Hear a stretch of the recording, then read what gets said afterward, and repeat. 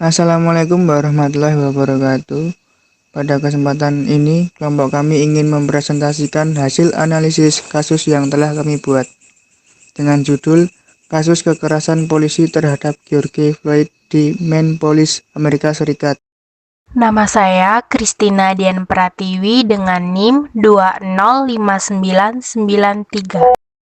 Nama saya Clotildis Kensita Rengah dengan NIM 206205. Saya Fariza Zandra Septia, NIM 205998. Perkenalkan, nama saya Riki Sigit Purwanto dengan NIM 206206. Perkenalkan, nama saya Wirantiana dengan NIM 206020.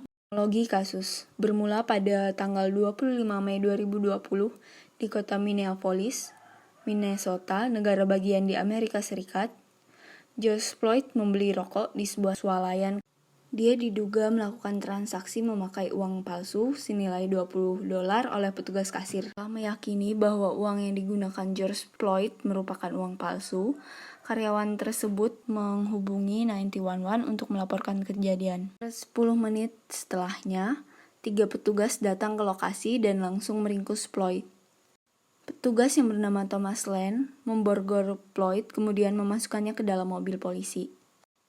Kemudian pada pukul 20:19, petugas Chauvin menarik Floyd keluar dari kursi penumpang mobil polisi, kemudian menjatuhkannya ke aspal dalam keadaan masih terborgol, dan mulai menidih leher Floyd menggunakan lututnya. Pada saat itu, Floyd meminta petugas Chauvin untuk melepaskan jepitan atau tindihan pada lehernya, namun hal tersebut tidak dilakukan. Setelah 2 menit kemudian, baru petugas Chauvin mengangkat lututnya. Kemudian setelah hilang kesadarannya, Floyd dibawa ke pusat medis Hennepin dengan ambulans. Setelah 1 jam kemudian, George Floyd dinyatakan meninggal. Sehari setelahnya, pada tanggal 26 Mei 2020, 4 oknum polisi yang bertanggung jawab atas kematian Floyd dipecat. Namun sayangnya mereka masih bebas berkeliaran. Dan hal tersebut memicu keluarga Floyd menuntut agar para tersangka dihukum. Hingga persidangan pada tanggal 30 Juni 2020, keempat petugas, terutama petugas Derek Chauvin, didakwa bersalah.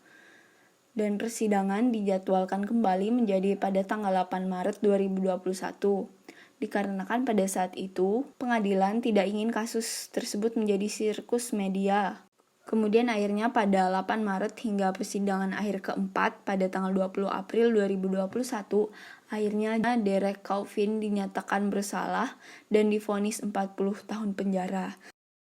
Identifikasi pelanggaran etika. Pelanggaran etika yang terjadi adalah kekerasan yang dilakukan petugas polisi Derek Chauvin yang hingga menyebabkan kematian George Floyd yang saat itu sedang dibawa untuk penyidikan kasus pemalsuan uang yang belum diketahui kebenarannya. Alasan mengapa hal tersebut melanggar etika dikarenakan kekerasan fisik yang dilakukan petugas Derek Chauvin telah melanggar kode etiknya sendiri sebagai polisi dengan bertindak kasar dan arogan menindih George Floyd, bahkan saat George telah meminta untuk dilepaskan agar dia bisa bernapas dan malah dihiraukan hingga George kehilangan kesadaran. Kita mengambil pedoman etika normatif prinsip hak, di mana petugas polisi telah melanggar hak hidup George Floyd dan hak diperlakukan dengan baik saat proses penangkapannya. Analisis akar sebab.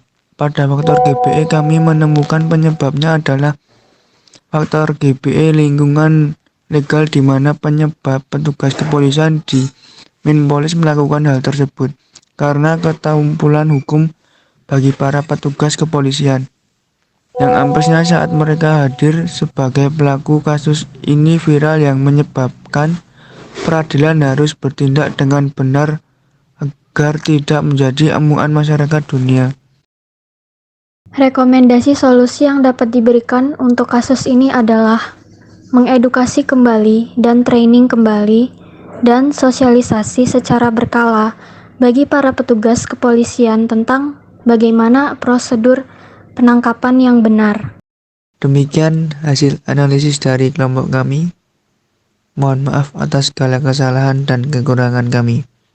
Besar harapan kami teman-teman sekalian untuk memberikan komentar sanggahan untuk kelompok kami atas hasil analisis yang kami buat.